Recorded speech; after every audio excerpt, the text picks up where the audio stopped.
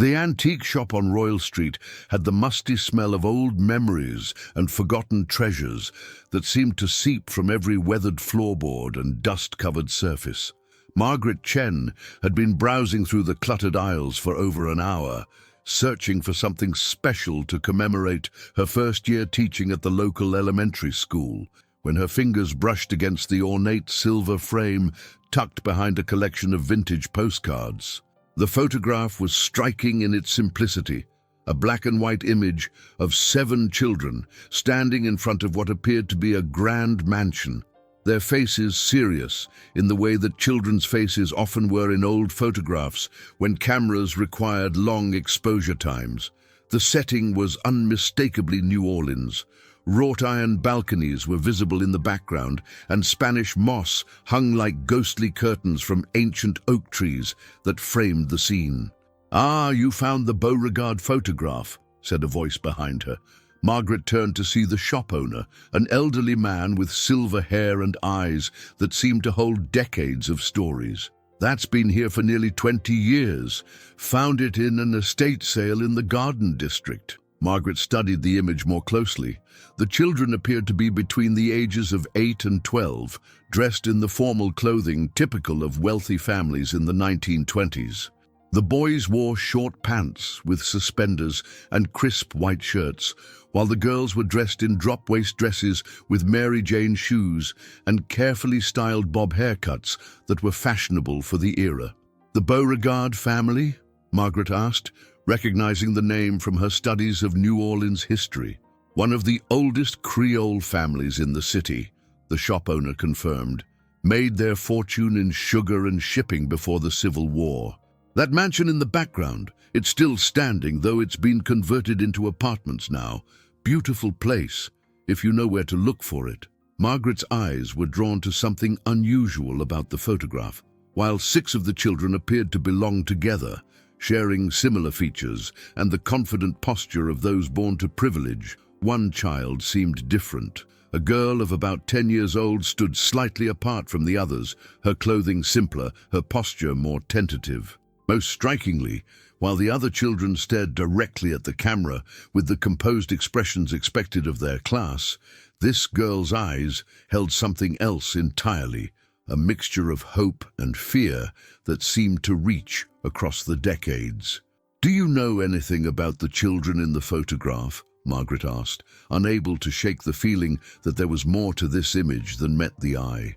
The shop owner adjusted his glasses and peered at the photograph over Margaret's shoulder.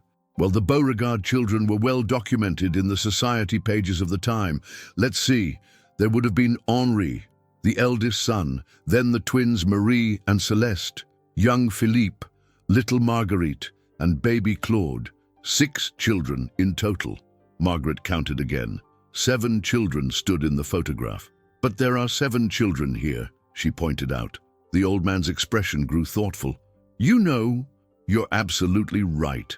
I never noticed that before." And say, he studied the image more carefully. "That girl there on the left, she doesn't quite fit, does she? Her dress is simpler, cotton rather than silk. And her shoes." He paused, squinting. "Those are working-class shoes, not the fine leather the others are wearing." Margaret felt a chill run down her spine. "Who do you think she was?" "I couldn't say for certain, but..." The shop owner hesitated, as if debating whether to share what he was thinking. "There were rumors about the Beauregard family, nothing ever proven, you understand, but whispers that circulated in certain circles." "What kind of rumors?" "Well, this was 1922, remember? The height of the jazz age, but also a time when the old social orders were beginning to crack.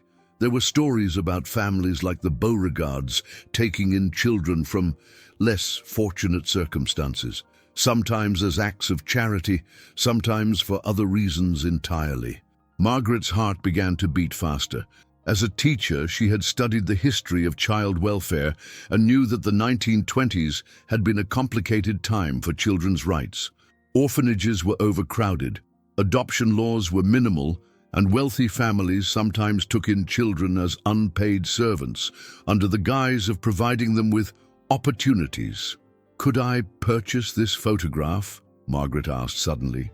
The shop owner quoted a reasonable price, and Margaret found herself walking out of the antique shop with the mysterious image tucked carefully in her bag. She couldn't explain why, but she felt compelled to learn more about the 7 children, particularly the girl who seemed so out of place among the others. That evening, in her small apartment in the Marigny, Margaret spread the photograph on her kitchen table under a bright lamp and examined it with a magnifying glass she used for grading papers. The details that emerged under closer scrutiny only deepened the mystery.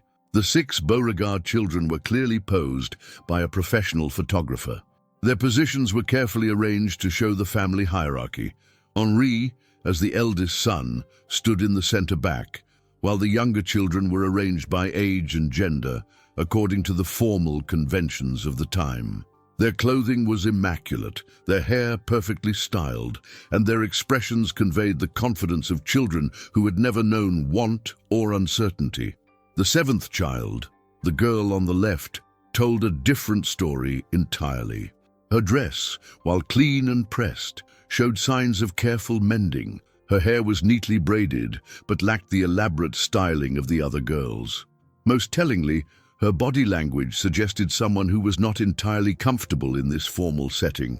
While the Beauregard children stood with the natural poise of those accustomed to being photographed, this girl's posture was slightly stiff, as if she were trying very hard to stand correctly.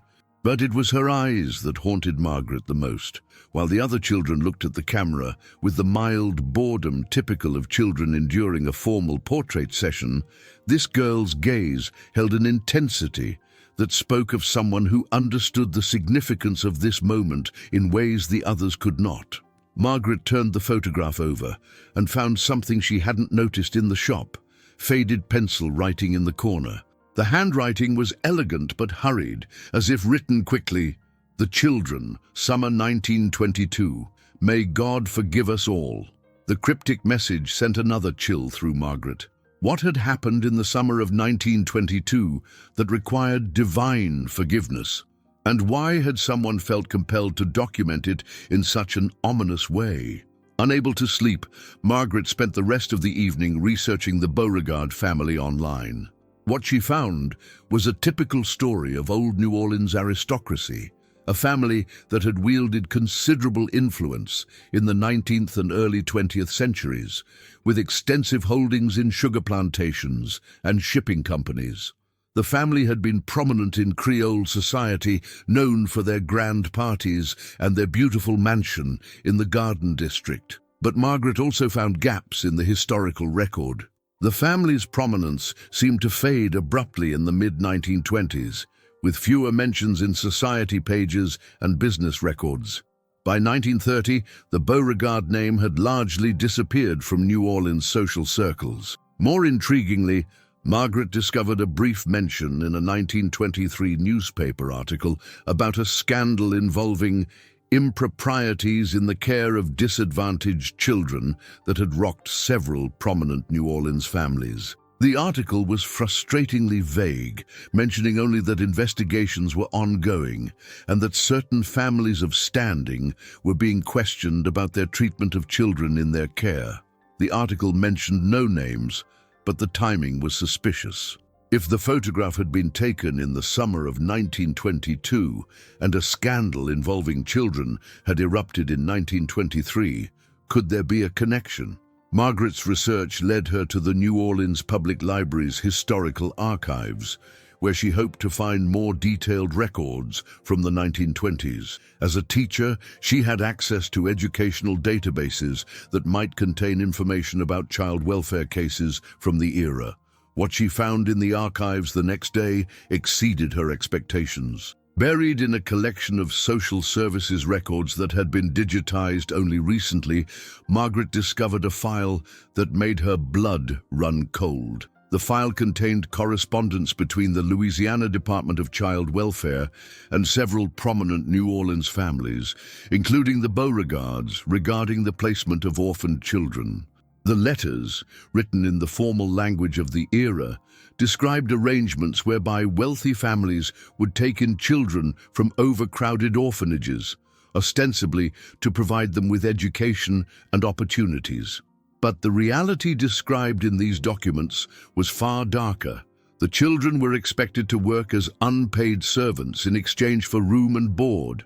They received minimal education and were often treated more like property than family members. Most disturbing of all, the documents suggested that some of these children simply disappeared from the records, with no explanation of what had become of them. One letter, dated August 15th, 1922, just weeks after the photograph would have been taken, stood out among the rest. It was from a social worker named Miss Catherine Dubois to her supervisor, and it read, "I am deeply concerned about the welfare of the children placed with the Beauregard family. During my visit last week, I observed conditions that I can only describe as troubling. While the family's own children appear well cared for, the placed child seems to be living under very different circumstances. She was thin, appeared frightened, and bore what looked like recent bruises on her arms. When I attempted to speak with her privately, Mrs. Beauregard insisted on remaining present, and the child said nothing. I strongly recommend a follow-up investigation." Margaret's hands trembled as she read the letter. The placed child had to be the seventh child in the photograph, the girl whose eyes had haunted her from the moment she first saw the image. But when Margaret searched for follow-up reports or investigation records, she found nothing. It was as if Miss Catherine Dubois' concerns had simply vanished into the bureaucratic void. There were no more letters from her in the file, no investigation reports, no records of what had happened to the child she had tried to protect. Margaret sat back in her chair in the archive reading room, staring at the photograph that had started this journey. The girl's eyes seemed to be pleading with her across the decades, begging someone to remember her story, to acknowledge that she had existed, that she had mattered. As a teacher, Margaret had always believed that every child deserved to be seen, to be valued, to be protected. The idea that this child, whose name she didn't even know, had been forgotten by history, that her suffering had been ignored and covered up, filled Margaret with a determination she hadn't felt since she first decided to become an educator. She was going to find out what had happened to the seventh child. She was going to uncover the truth about the summer of 1922 and the Beauregard family, and she was going to make sure that this forgotten child's story was finally told. Looking at the photograph one more time before carefully placing it back in its frame, Margaret whispered a promise to the girl whose eyes had reached across nearly a century to find her. "I'm going to find out who you were. I'm going to tell your story. You won't be forgotten anymore." The investigation that would consume the next several months of Margaret's life had begun with a simple photograph in an antique shop. But as she was about to discover, some secrets are buried so deep that uncovering them threatens to shake the very foundations of the families and institutions that have spent decades keeping them hidden. The seventh child was waiting for her story to be told, and Margaret Chen was determined to be the one to tell it. Margaret's obsession with the photograph had begun to consume her evenings and weekends. 3 weeks after her discovery in the archives, her small apartment had been transformed into a makeshift research center with photocopies of documents, printouts of newspaper articles, and genealogical charts covering every available surface. Her kitchen table had become a timeline of the Beauregard family history, with the mysterious photograph serving as the centerpiece of her investigation. The more she learned about the family, the more convinced she became that something terrible had happened in the summer of 1922. The Beauregards had been one of the most prominent Creole families in New Orleans, with a lineage that traced back to the early French colonial period. Their mansion on Prytania Street had been a center of high society, hosting elaborate parties that were covered extensively in the society pages of the Times-Picayune. But Margaret had noticed a pattern in her research. After 1922, the family's public presence began to diminish dramatically. The lavish parties stopped. The business ventures that had made them wealthy began to fail. Most tellingly, the family members themselves seemed to scatter, with some moving away from New Orleans entirely and others retreating from public life. It's like they were running from something. Margaret murmured to herself as she studied a timeline she had created. But what? Her breakthrough came from an unexpected source. While researching at the historic New Orleans collection, Margaret had struck up a conversation with Dr. James Thibodeau, a local historian who specialized in Creole family genealogies. When she mentioned her interest in the Beauregard family, his expression had grown serious. "The Beauregards," he had said, stroking his grey beard thoughtfully. "Now there's a family with secrets. I've been researching New Orleans families for 30 years, and I've never encountered a family with so many missing records." "Missing records?" Margaret had asked. "Oh, yes. It's quite unusual, actually.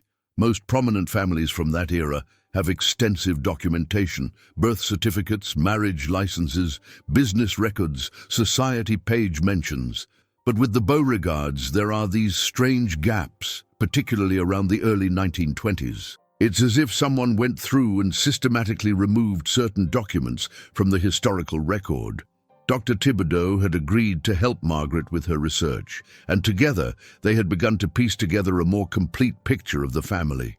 What they discovered was disturbing. The Beauregard family had indeed taken in several orphaned children between 1920 and 1922, all through official channels with the Louisiana Department of Child Welfare. The children were supposed to be treated as wards of the family, receiving education and care in exchange for light household duties. On paper, it appeared to be a charitable arrangement that benefited both the overcrowded orphanages and the children who needed homes. But Dr. Thibodeau had found evidence that the reality was very different. Through his connections with other historians and genealogists, he had uncovered fragments of information that painted a much darker picture. "Look at this," he said during one of their research sessions, spreading out a collection of documents on the library table. "I found these in the personal papers of a family that employed one of the Beauregard servants. They're letters from a girl named Marie Boudreau, who worked as a kitchen maid for the family." Margaret leaned forward to read the faded handwriting. The letters were addressed to Marie's sister in Baton Rouge and dated between 1921 and 1923. What they revealed made Margaret's stomach turn. July 15th, 1921. "The family has taken in another child, a little girl from the orphanage. She's maybe 9 or 10 years old with the saddest eyes I've ever seen. Mrs. Beauregard says she's here to help with the younger children, but I can see she's frightened. The family children don't speak to her except to give orders." September 3rd, 1921. "The new girl works from dawn to dusk. She scrubs floors, tends to the babies, and helps in the kitchen. I try to give her extra food when I can, but Mrs. Beauregard watches everything. The girl never complains, but I can see bruises on her arms sometimes." December 20th, 1921. "Something terrible happened today. I heard screaming from the nursery and found the little girl cowering in the corner while Mrs. Beauregard stood over her with a switch. Apparently, she had broken one of the good china cups while cleaning. Mrs. Beauregard was screaming about ungrateful orphans and how the girl needed to learn her place." Margaret's hands shook as she read the letters. The picture they painted was of systematic abuse disguised as charity, but it was the final letter that made her gasp aloud. August 10th, 1922. "I don't know what to do. The little girl is gone. Mrs. Beauregard says she was sent to relatives in the country, but I know that's not true. She had no relatives. That's why she was in the orphanage. Yesterday, I saw Mr. Beauregard and his eldest son Henri digging in the garden late at night. When I asked the gardener about it the next day, he said they were planting a new rose bush, but I've never seen roses planted in August. I'm scared to ask more questions, but I can't stop thinking about that sweet child. Where did she go?" Dr. Thibodeau looked at Margaret gravely. "This letter is dated just 2 weeks after that photograph would have been taken, based on the clothing styles and the apparent ages of the children." Margaret stared at the photograph, focusing on the 7th child, the girl with the frightened eyes and the simple dress. "Do you think this could be the same girl Marie Boudreau wrote about?" "It's certainly possible. The timeline fits, and the description matches what we can see in the photograph." "But what happened to her?" Margaret asked, though she feared she already knew the answer. Dr. Thibodeau was quiet for a long moment. Margaret, I think you need to understand something about New Orleans in the 1920s. This was a time when wealthy families had enormous power and influence. The police, the courts, even the newspapers, they all depended on the patronage of families like the Beauregards.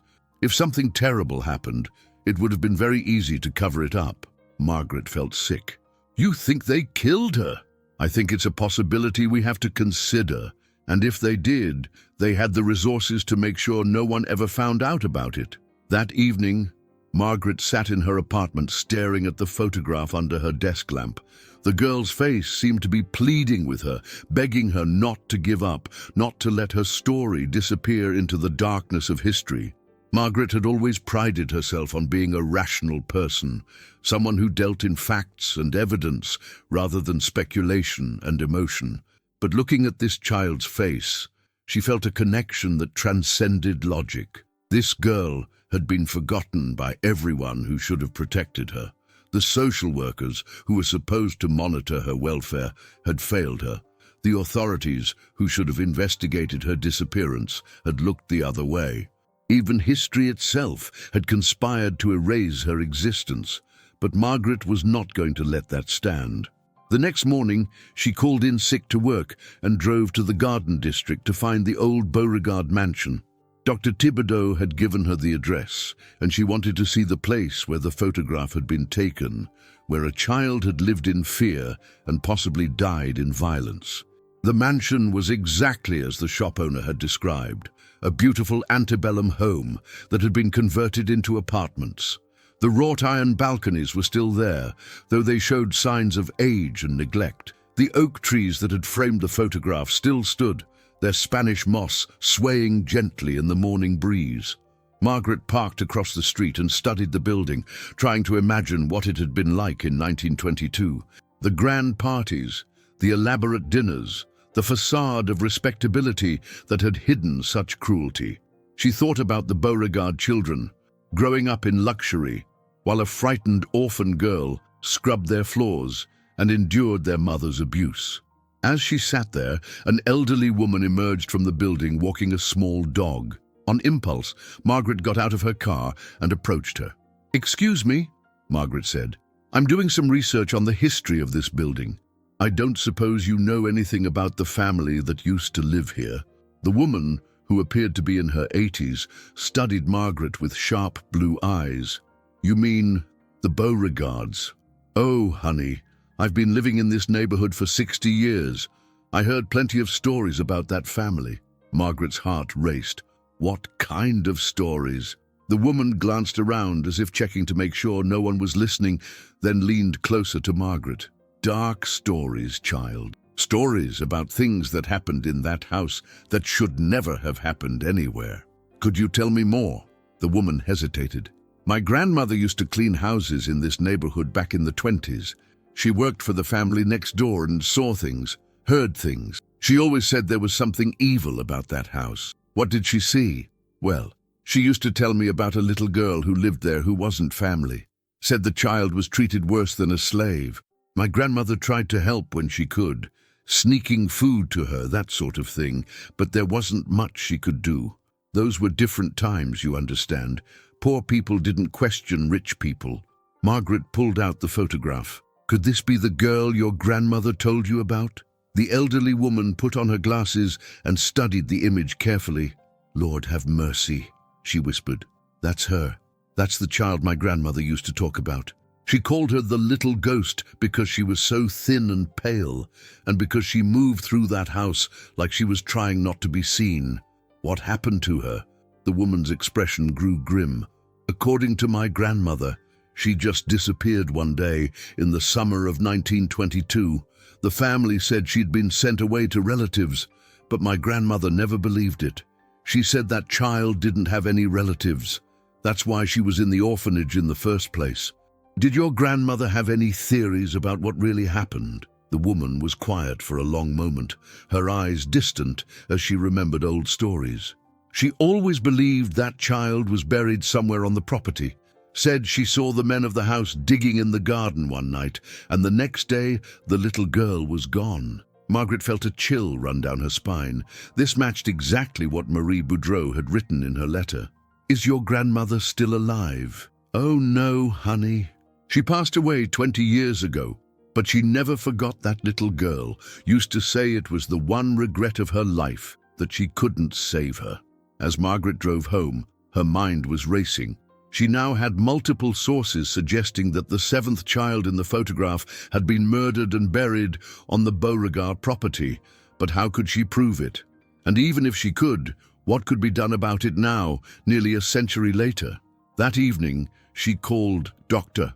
Thibodeau and told him about her conversation with the elderly woman.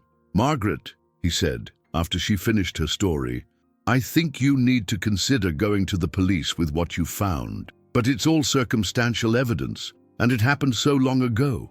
"Maybe so, but murder has no statute of limitations, and if there really is a body buried on that property, modern forensic techniques might be able to prove it." Margaret stared at the photograph one more time. The girl's eyes seemed to be urging her forward, begging her to take the next step. "You're right," she said finally. "This child deserves justice, even if it's a century late." Detective Ray Broussard had seen plenty of unusual cases during his 15 years with the New Orleans Police Department, but Margaret Chen's story was unlike anything that had ever crossed his desk. When she walked into the precinct on a rainy Thursday morning, with a manila folder full of documents and a nearly century-old photograph, he had initially assumed she was another amateur genealogist chasing family mysteries. But as Margaret laid out her evidence, the photograph, the letters from Marie Boudreau, the missing social services records, and the testimony from the elderly neighbor, Detective Broussard found himself drawn into a case that challenged everything he thought he knew about cold case investigations. "Ms. Chen," he said after reviewing her materials, "I have to ask, what's your connection to this case? Why are you so invested in what happened to this child?" Margaret had been expecting this question, but she still struggled to articulate her motivations. "I'm a teacher, Detective Broussard. I've dedicated my life to protecting children, to making sure they're safe and valued. When I look at this photograph, I see a child who was failed by every adult who was supposed to protect her. I can't just walk away from that."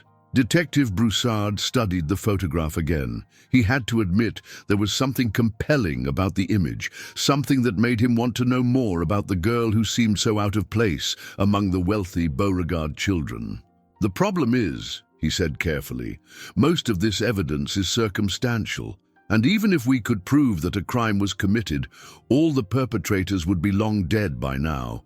But what about justice for the victim?" Margaret asked. "What about giving her a name, a proper burial, acknowledgement that her life mattered?" Detective Broussard was quiet for a moment. He had a daughter about the same age as the girl in the photograph, and the idea of a child suffering and dying alone, forgotten by history, touched something deep in his heart. "Let me make some calls," he said finally. "I can't promise anything, but I'll see what we can do." Over the next few days, Detective Broussard reached out to contacts in various departments. The case was complicated by its age and the fact that it crossed multiple jurisdictions. The original crime would have fallen under the jurisdiction of the New Orleans Police Department of 1922, but the property where the body might be buried was now in a different district. The breakthrough came when Detective Broussard contacted Dr. Sarah Martinez, a forensic anthropologist at Tulane University who specialized in historical cases. Dr. Martinez had worked on several high-profile cold cases and was intrigued by the possibility of using modern forensic techniques to solve a nearly century-old mystery. "The timeline is actually advantageous," Dr. Martinez explained during a meeting with Margaret and Detective Broussard. "If a body was buried in 1922 and the property hasn't been significantly disturbed since then, there's a good chance that skeletal remains would still be intact. Modern ground-penetrating radar could potentially locate a burial site without the need for extensive excavation." "What would you need to proceed?" Detective Broussard asked. "First, we'd need permission from the current property owners to conduct a non-invasive survey. If we found evidence of a burial, We'd then need a court order to excavate. The whole process could take months, and there's no guarantee we'd find anything. Margaret felt a surge of hope mixed with apprehension. What are the chances that the current owners would give permission? That depends on a lot of factors, Dr. Martinez replied. But in my experience, most people are willing to cooperate when they understand the historical significance of what we're trying to accomplish. Detective Broussard agreed to contact the property management company that owned the converted mansion, while Dr. Martinez began preparing the technical requirements for a ground-penetrating radar survey. Margaret, meanwhile, continued her research, hoping to find additional evidence that might strengthen their case. Her next breakthrough came from an unexpected source. While searching through digitized newspaper archives, Margaret discovered a small item buried in the back pages of the Times-Picayune from September 15th, 1922. Local social worker missing. Miss Catherine Dubois, employed by the Louisiana Department of Child Welfare, has been reported missing by her supervisor. Miss Dubois was last seen on August 20th when she failed to return from a scheduled visit to assess the welfare of children placed with local families. Police are investigating, but foul play is not suspected at this time. Margaret's blood ran cold as she read the article. Miss Catherine Dubois was the social worker who had written the concerned letter about the Beauregard family, the woman who had tried to protect the seventh child, and she had disappeared just 10 days after Marie Boudreau's letter describing the mysterious late-night digging in the garden. Margaret immediately called Detective Broussard with this new information. "This changes everything," he said after she read him the article. "If the social worker was murdered too, we're looking at multiple homicides, not just the death of one child. Do you think they killed her because she was getting too close to the truth?" "It's certainly possible. A social worker asking too many questions about a missing child would have been a serious threat to the family if they were trying to cover up a murder." Detective Broussard's investigation took on new urgency. He contacted the Archives Department to search for any additional records related to Catherine Dubois' disappearance, while Margaret continued her research into the Beauregard family's activities during the summer of 1922. What they found painted an increasingly dark picture. Catherine Dubois had indeed been investigating several prominent New Orleans families regarding their treatment of orphaned children placed in their care. Her supervisor's notes, discovered in a misfiled folder, indicated that she had been particularly concerned about the Beauregard household and had planned to recommend the immediate removal of the child placed there. But Catherine Dubois had never had the chance to file her report. She had vanished without a trace, and the investigation into her disappearance had been perfunctory at best. The police reports from 1922 suggested that she had simply left town, perhaps to start a new life elsewhere. No serious effort had been made to find her. "It's a classic cover-up," Detective Broussard told Margaret during one of their meetings. "The Beauregards had enough influence to make sure the investigation was superficial. They probably paid off the right people to look the other way." Margaret's research into the family's financial records from the period supported this theory. She found evidence of several large, unexplained payments made by the family in late 1922 and early 1923, payments that could have been bribes to ensure silence about what had happened. The property management company proved surprisingly cooperative when Detective Broussard explained the nature of their investigation. The current owners were a young couple who had purchased the building as an investment property and were fascinated by its history. When they learned that their property might be the site of a historical crime, they immediately gave permission for the ground-penetrating radar survey. Dr. Martinez and her team arrived on a crisp October morning to begin the survey. Margaret watched from across the street as they set up their equipment, her heart pounding with anticipation and dread. After months of research and investigation, they were finally going to learn whether her theories were correct. The ground-penetrating radar survey took most of the day. Dr. Martinez and her team methodically covered every inch of the property's backyard, paying particular attention to areas where the soil composition suggested previous disturbance. Margaret and Detective Broussard waited anxiously for the results. As the sun began to set, Dr. Martinez approached them with a grim expression. "We've found something," she said quietly. "Two anomalies in the soil that are consistent with burial sites. One is near the back fence, under what used to be a rose garden. The other is closer to the house, under what appears to have been a vegetable garden." Margaret felt her knees go weak. Two bodies. That's what the data suggests. The sizes and depths are consistent with one adult and one child, both buried sometime in the early 20th century. Detective Broussard was already on his phone, calling the district attorney's office to request a court order for excavation. Despite the age of the case, the potential for multiple homicides made it a priority for the department. "How long before we can excavate?" Margaret asked. "If we can get the court order expedited, we could begin as early as next week," Dr. Martinez replied. "But I have to warn you, even if we find remains, identifying them after nearly a century will be extremely difficult. We might never know for certain if one of the bodies is the child from your photograph." Margaret looked across the street at the mansion where such terrible things had happened. "But we'll know that someone cared enough to look for her. We'll know that her story wasn't completely forgotten." That evening, Margaret sat in her apartment staring at the photograph that had started this entire investigation. The girl's eyes no longer seemed to be pleading with her. Instead, they seemed to hold a sense of peace, as if she knew that her story was finally going to be told.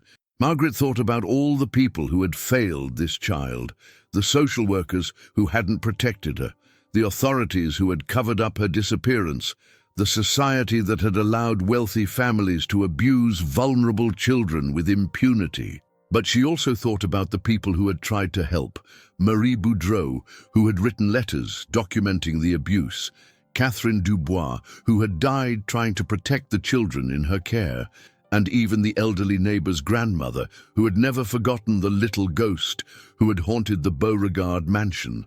The excavation would begin in a few days, and Margaret knew that whatever they found would change everything. If they discovered the remains of a child and an adult, it would confirm that the Beauregard family had committed murder to protect their secrets. It would vindicate Catherine Dubois' concerns and give meaning to her sacrifice. Most importantly, it would ensure that the seventh child in the photograph was finally acknowledged, finally given the dignity of a proper burial and a place in history. But Margaret also knew that the excavation was just the beginning. If they found what she expected to find, it would raise new questions about how many other children had suffered similar fates, how many other families had used their wealth and influence to cover up crimes against the most vulnerable members of society. As she prepared for bed, Margaret whispered another promise to the girl in the photograph. "Tomorrow, we start digging for the truth. And whatever we find, I promise you won't be forgotten anymore." The investigation that had begun with a chance discovery in an antique shop was about to reach its climax. And Margaret Chen, an elementary school teacher who had simply wanted to learn the story behind an old photograph, was about to uncover one of New Orleans' darkest secrets. The excavation began at dawn on a cool November morning, with Dr. Martinez's forensic team working alongside investigators from the New Orleans Police Department and the Orleans Parish Coroner's Office. Margaret stood behind the yellow crime scene tape that had been erected around the property, watching as the team carefully removed layers of soil from the two sites identified by the ground-penetrating radar. The process was painstakingly slow. Unlike the dramatic excavations often portrayed in movies, real forensic archaeology required meticulous documentation of every layer of soil, every fragment of evidence. Each shovelful of dirt was sifted through screens to ensure that no small bones or artifacts were missed. Detective Broussard stood beside Margaret, both of them maintaining a tense silence as they watched the team work. The media had gotten wind of the story, and news vans lined the street, their reporters eager to cover what was being called the century-old murder case that shook New Orleans society. First sight showing promising results. Dr. Martinez called out around noon.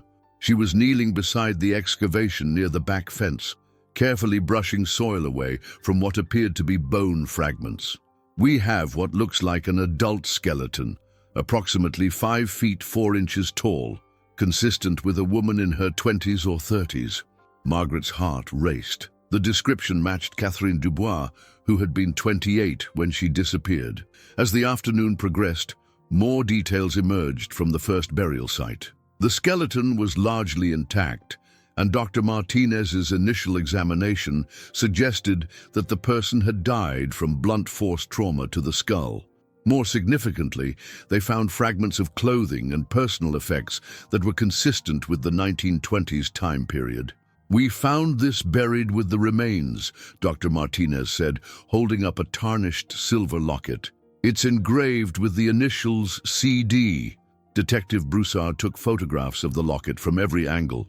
"Catherine Dubois," he said grimly. "We found her." But it was the second excavation site that held Margaret's attention.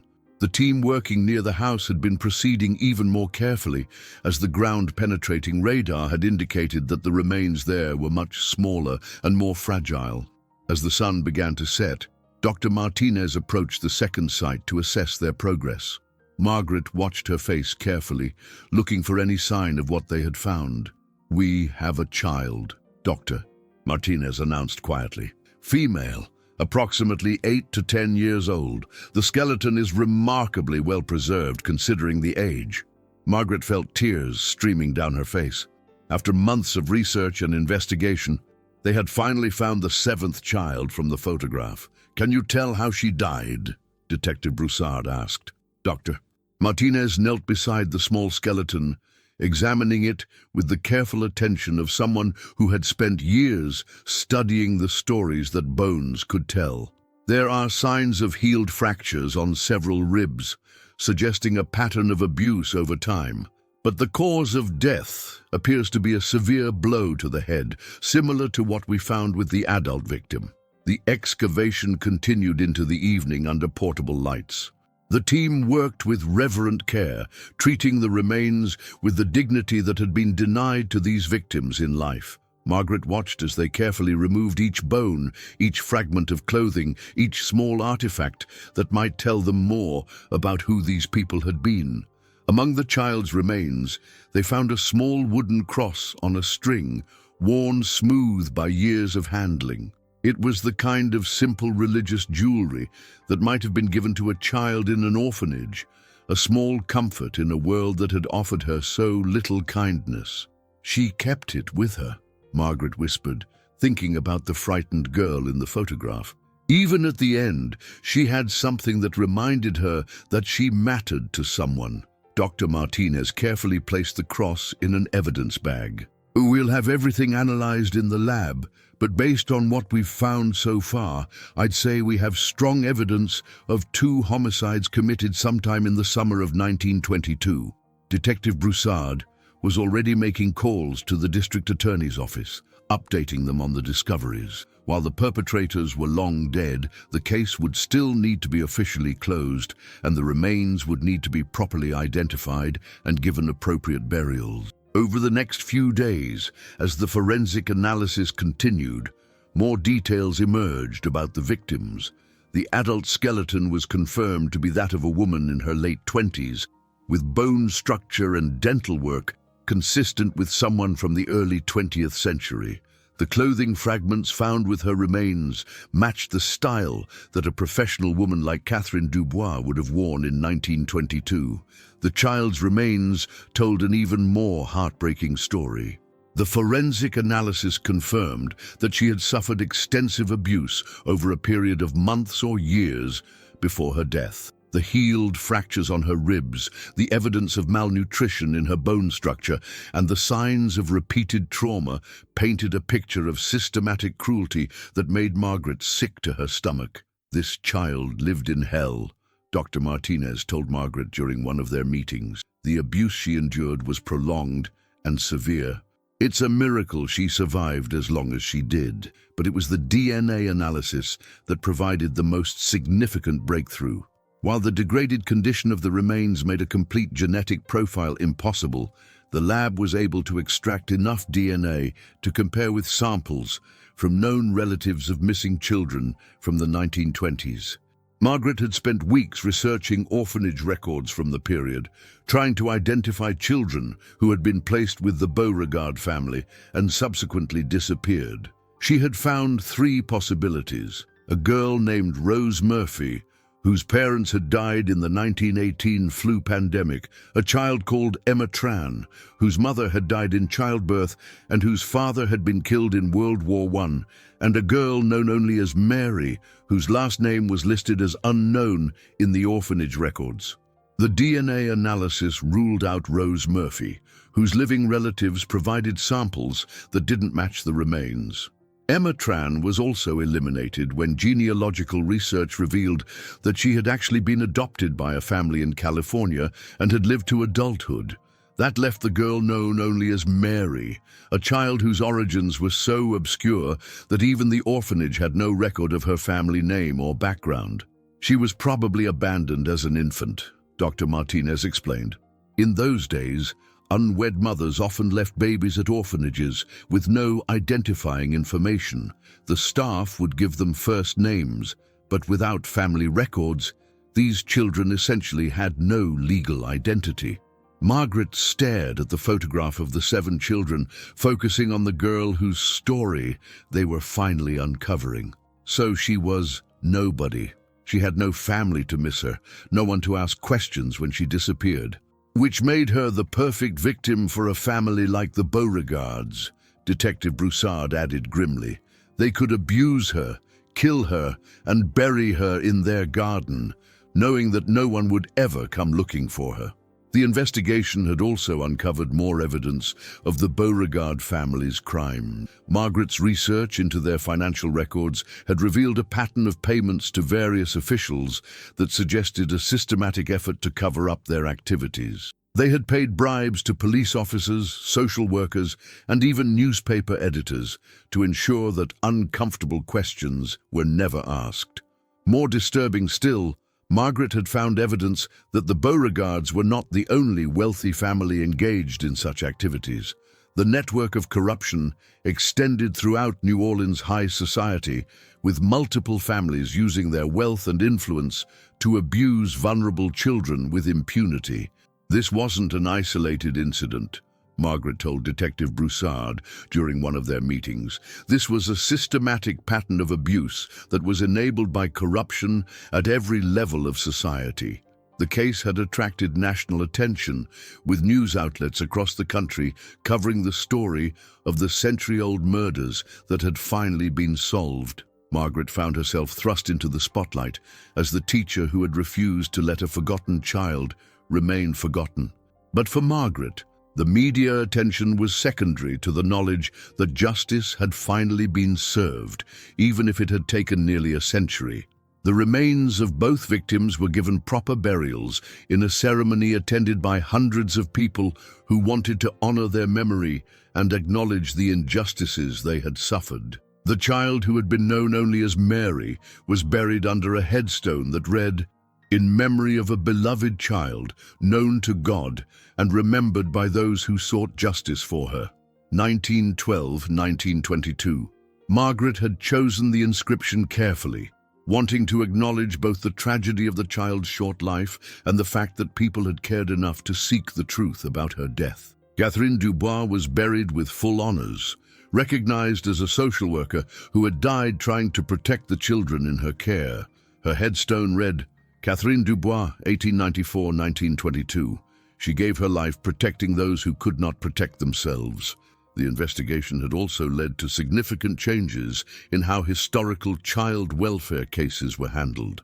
The Louisiana Department of Child Welfare established a new unit dedicated to investigating historical cases of abuse and neglect, while the New Orleans Police Department created protocols for handling cold cases involving vulnerable populations. But perhaps most importantly, the case had brought attention to the ongoing issue of child abuse and the need for vigilant protection of vulnerable children.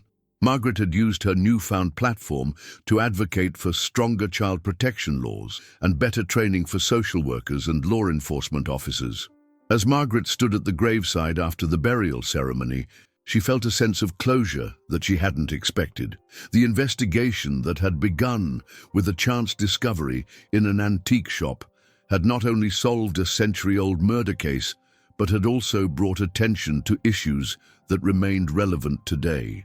"Do you think she knows?" asked Dr. Martinez, who had attended the burial ceremony. "Do you think she knows that people finally cared enough to find her and tell her story?" Margaret looked at the simple headstone that marked the grave of the child who had been the 7th person in the photograph. "I think she does. I think she's finally at peace, knowing that she wasn't forgotten, that her life mattered enough for people to seek justice for her." But as they walked away from the cemetery, Margaret carried with her the knowledge that sometimes the most important stories are the ones that almost get lost to history. The 7th child in the photograph had been forgotten by almost everyone who should have remembered her, but in the end, her story had been told, her death had been acknowledged, and her memory had been honored. The photograph that had started it all now hung in Margaret's classroom, where she used it to teach her students about the importance of standing up for those who cannot stand up for themselves. And every day, as she looked at the image of the 7 children, Margaret remembered the promise she had made to the girl whose eyes had reached across nearly a century to find someone who would care enough to seek the truth. Justice had been served, even if it had taken 100 years. And that, Margaret knew, was better than no justice at all. 6 months after the burial ceremony, Margaret Chen found herself standing in the Louisiana state capitol in Baton Rouge, preparing to testify before a legislative committee about child protection laws. The discovery of the century-old murders had sparked a statewide conversation about the historical treatment of vulnerable children and the need for stronger safeguards to prevent such tragedies from occurring in the future. The 7th child case, as it had come to be known in the media, had captured the public imagination in ways that Margaret had never anticipated. The story of a teacher who had refused to let a forgotten child remain forgotten had resonated with people across the country, leading to speaking engagements, book deals, and most importantly, real policy changes designed to protect children. "Ms. Chen," said Representative Sarah Williams, the committee chairwoman, "your investigation into the Beauregard case has brought to light systematic failures in our historical child welfare system.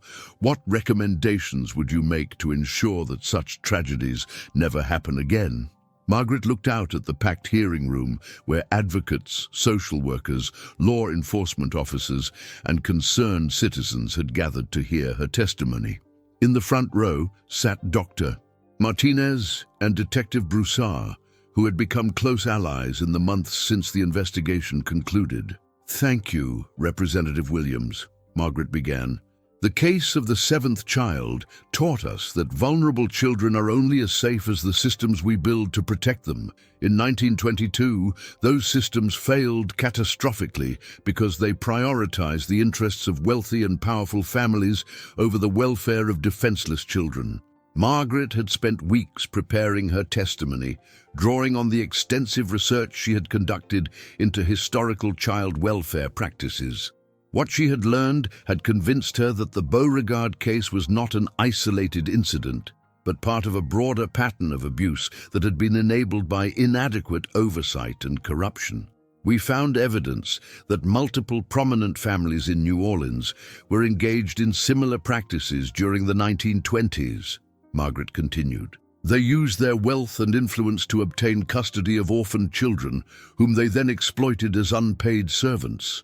When social workers like Catherine Dubois tried to intervene, they were silenced through bribery, intimidation, or in Catherine's case, murder."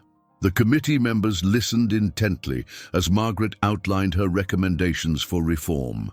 She called for mandatory background checks for all prospective foster and adoptive families, regular, unannounced inspections of homes where children were placed, and the creation of an independent oversight body with the authority to investigate complaints of abuse or neglect. Most importantly, Margaret said, we need to ensure that every child in the system has an advocate, someone whose sole responsibility is to protect that child's interests, regardless of the wealth or influence of the adults involved. The hearing lasted for 3 hours, with Margaret answering detailed questions about her investigation and the broader implications of what she had discovered.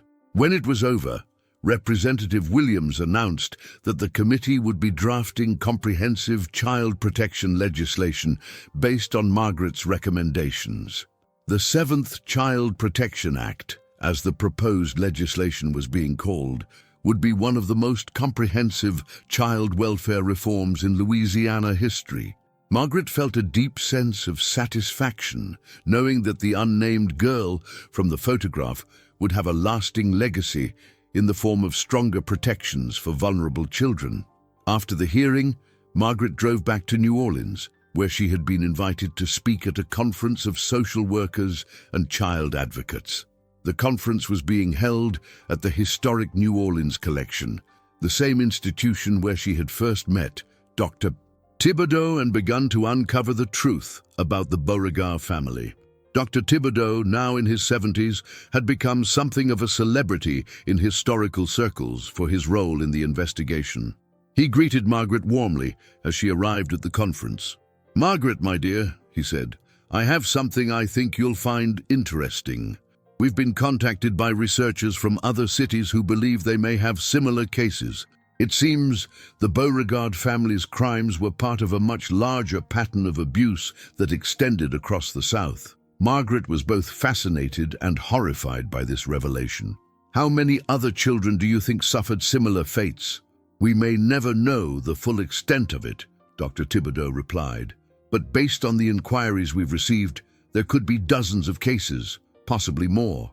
Wealthy families in Atlanta, Charleston, Savannah, and other cities appear to have engaged in similar practices." The conference brought together experts from across the country who were working to identify and investigate historical cases of child abuse. Margaret was struck by the dedication of these researchers, many of whom had been inspired by the 7th child case to look more closely at their own local histories. Dr.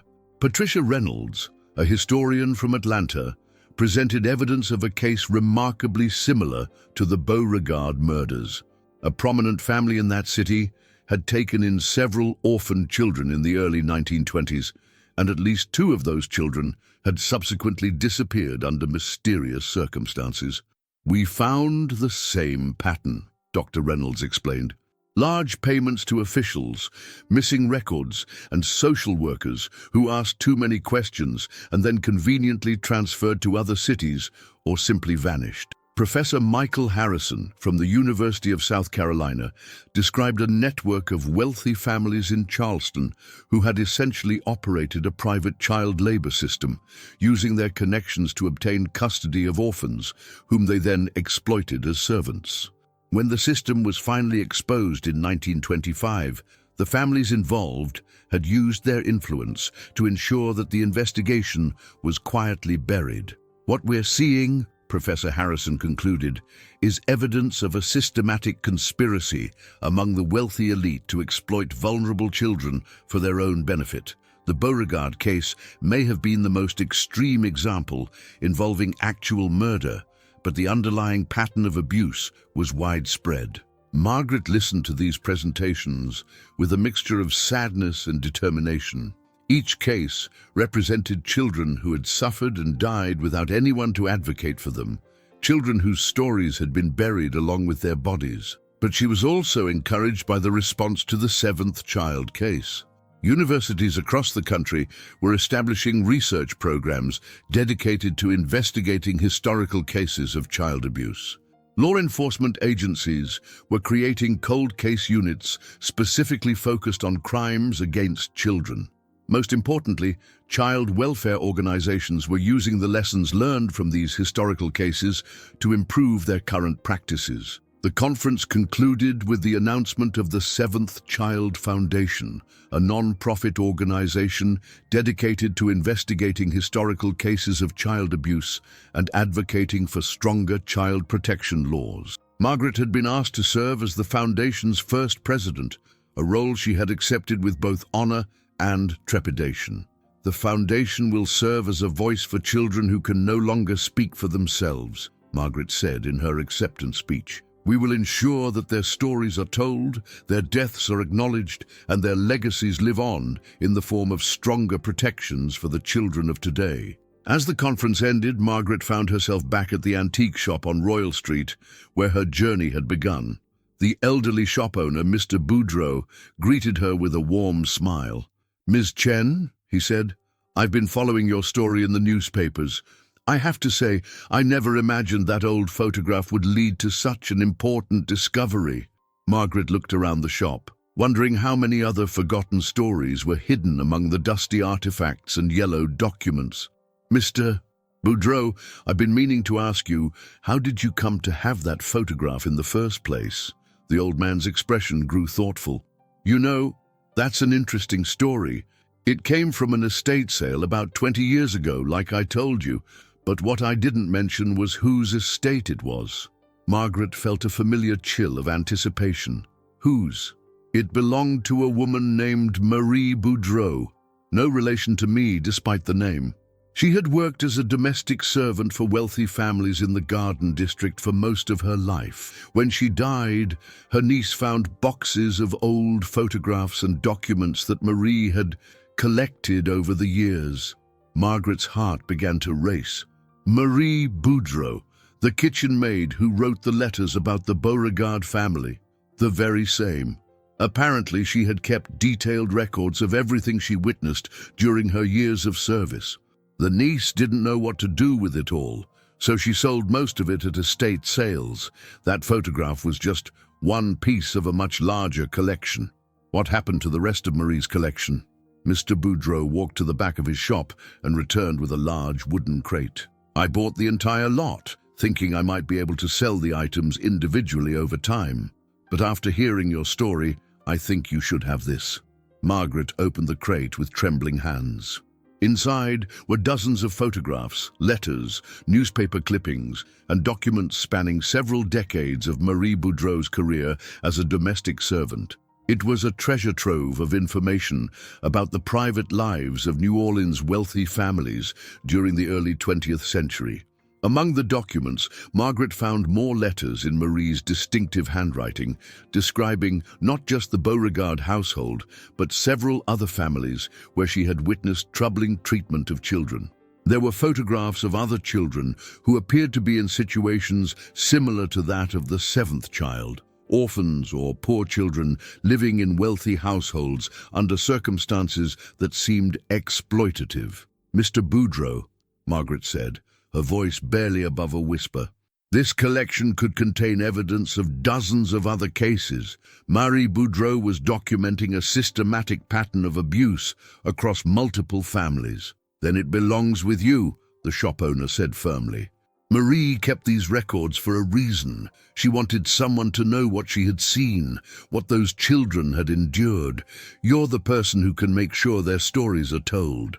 Margaret carefully loaded the crate into her car, her mind already racing with the possibilities. Marie Boudreau had been more than just a witness to the crimes committed against the seventh child.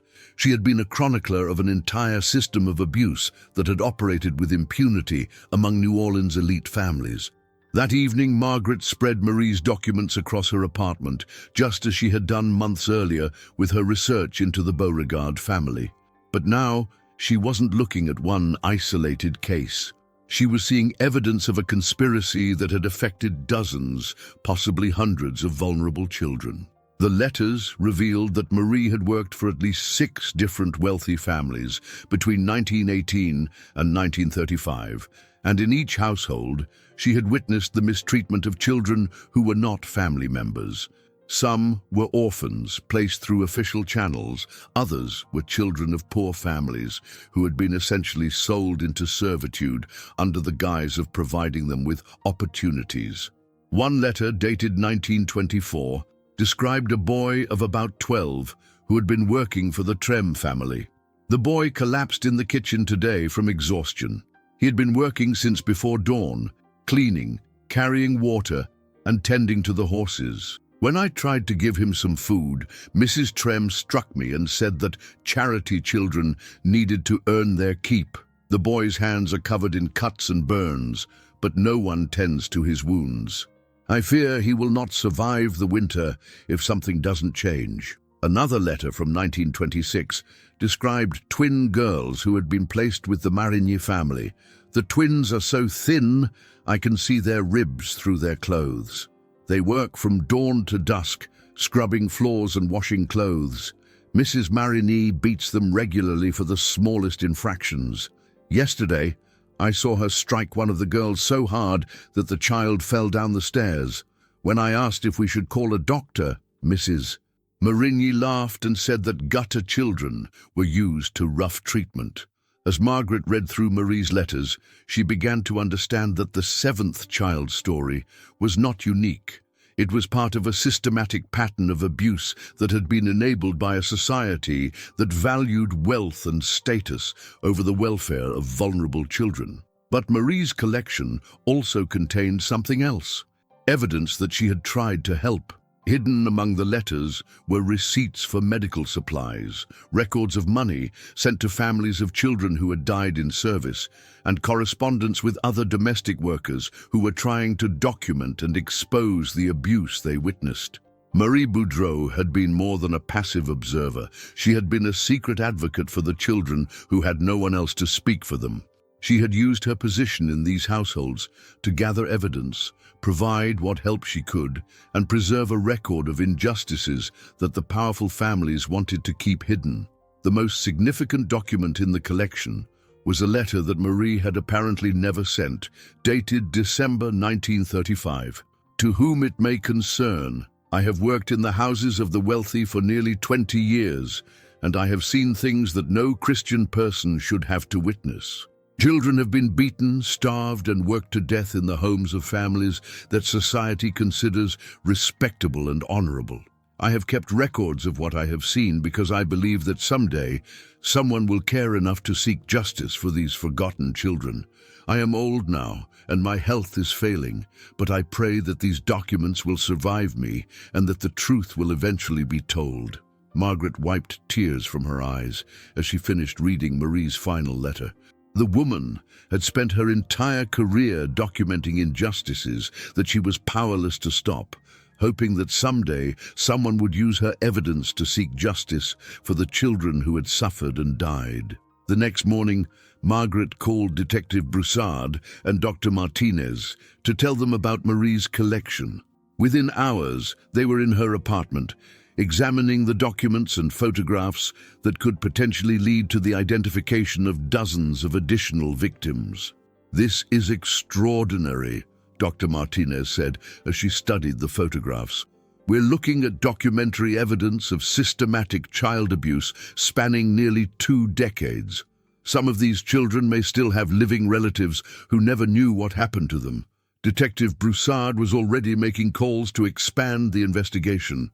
"We're going to need a task force," he said. "This is bigger than anything we initially imagined." Bam! Over the following weeks, the investigation expanded to include multiple law enforcement agencies, historical researchers, and genealogists working to identify the children documented in Marie's collection. The Seventh Child Foundation, which Margaret now headed, became the coordinating center for these efforts. The work was painstaking and often heartbreaking. Many of the children in Marie's photographs had died young, their deaths attributed to accidents or illnesses that were likely the result of abuse and neglect. Others had simply disappeared from the historical record, with no trace of what had become of them. But the investigation also led to some remarkable discoveries. Several families were reunited with information about relatives who had vanished decades earlier. Historical societies across the South began examining their own records for evidence of similar patterns of abuse. Most importantly, the work led to significant improvements in current child protection systems. The Seventh Child Protection Act was signed into law 6 months later, establishing some of the strongest child welfare protections in the country. The law created independent oversight bodies, mandated regular inspections of all homes where children were placed, and established severe penalties for officials who failed to protect children in their care. But perhaps the most meaningful outcome of the investigation was the memorial that was erected in New Orleans' City Park. The Memorial to Forgotten Children honored all the victims of historical child abuse, with special recognition for the seventh child whose story had brought these injustices to light. The memorial featured a bronze sculpture of 7 children standing together with the seventh child, representing all the forgotten victims, positioned slightly apart but clearly part of the group. The inscription read, "In memory of all children who suffered in silence, died without justice, and were forgotten by history. May their stories inspire us to protect the vulnerable and seek justice for the voiceless." Margaret attended the memorial's dedication ceremony on a warm spring morning, exactly 1 year after she had first discovered the photograph in the antique shop. As she stood before the bronze sculpture, she thought about the journey that had brought her to this moment, a journey that had begun with curiosity about an old photograph and had led to justice for victims who had been forgotten for nearly a century. The seventh child's eyes no longer haunted Margaret's dreams. Instead, they had become a source of inspiration, reminding her that every child deserves to be seen, valued, and protected. The girl who had been nobody, who had lived and died without even a last name, had become a symbol of hope for vulnerable children everywhere. As Margaret placed flowers at the base of the memorial, she whispered one final promise to the seventh child. "Your story has been told, your life has been honored, and because of you, other children will be safer. You are not forgotten anymore." Udi, the photograph that had started it all, now hung in the lobby of the Seventh Child Foundation, where it served as a daily reminder of the importance of their work. And every day, as people passed by the image of the 7 children, they were reminded that sometimes the most important stories are the ones that almost get lost to history. The seventh child had finally found her voice, and through that voice, she had become a protector of all the children who came after her. In death, she had achieved what she could never achieve in life, the power to make a difference, to save others from the fate that had befallen her. Justice had been served, truth had been told, and the forgotten had been remembered. And in the end, that was the greatest memorial of all. The end. Important disclaimer. This story is completely fictional and was created exclusively for entertainment purposes. All characters, events, historical details, and situations are products of imagination and do not represent real people, living or deceased, nor actual historical events. Any resemblance to reality is purely coincidental.